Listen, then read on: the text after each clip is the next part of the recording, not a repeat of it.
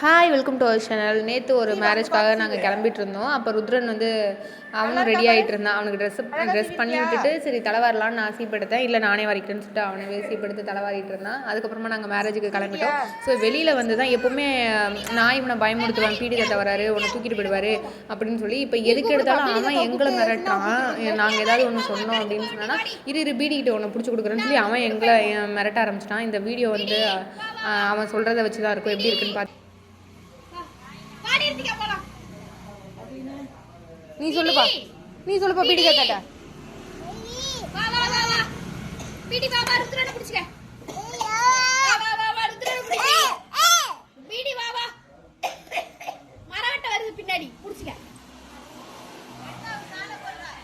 PT PT வா வா PT